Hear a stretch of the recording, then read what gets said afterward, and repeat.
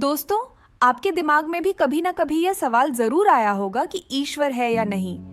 तो चलिए जानते हैं आज की इस कहानी के माध्यम से बुद्ध ने क्यों कहा कि ईश्वर नहीं है। दोस्तों, गौतम बुद्ध अपने जीवन काल में अपने प्रवचनों से मानव जीवन में क्रांति लाई थी। और हम जानते भी हैं कि गौतम बुद्ध की बातों में जीवन जीने की कला की चाबी छुपी हुई है। उनके जीवन में घटित हुई घटनाओं से बहुत कुछ सीखने को मिलता है। ऐसे ही एक घटना के बारे में आज मैं आपको बताऊंगा।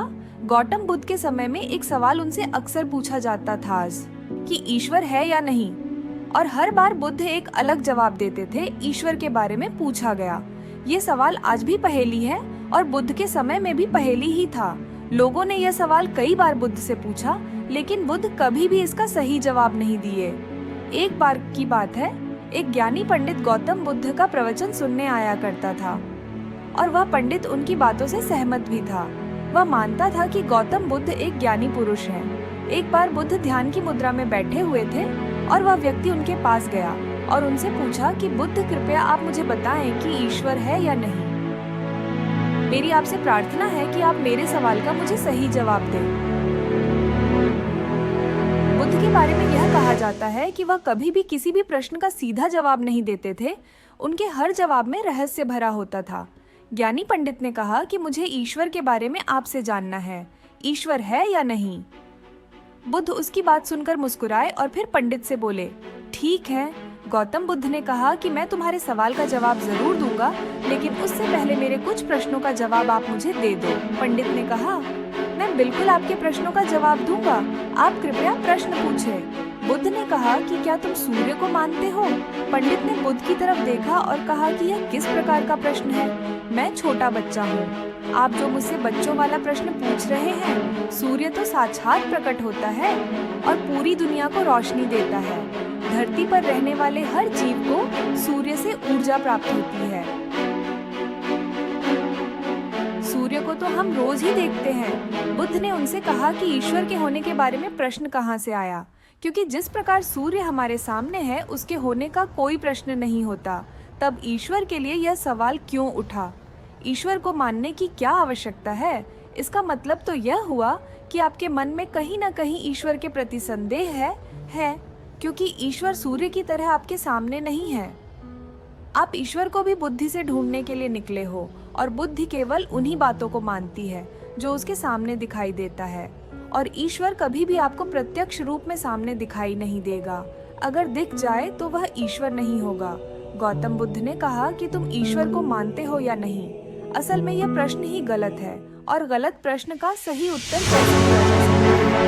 इसलिए अगर इस गलत प्रश्न को पूछे जाने पर और ईश्वर को जान जाओगे, उस ईश्वर की व्याख्या तुम सीधे कभी नहीं कर पाओगे, लेकिन लोगों को ईश्वर के दर्शनों का स्वाद चखने में मदद जरूर कर सकते हो। तुम कभी अपना अनुभव किसी को दे नहीं सकते हो, लेकिन किसी को अनुभव कराने में सहायता जरूर कर सकते हो।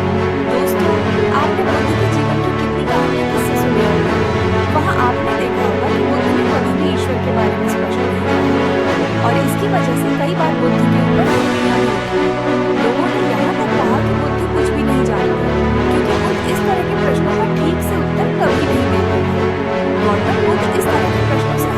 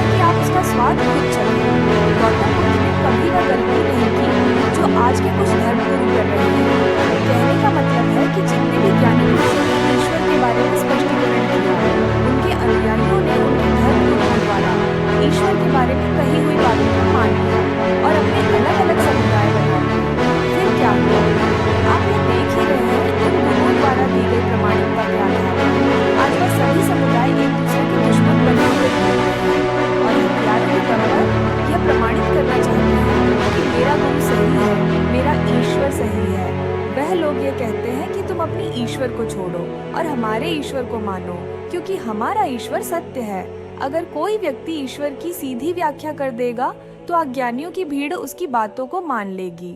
वह भी ईश्वर का अनुभव कभी नहीं करेगी। वह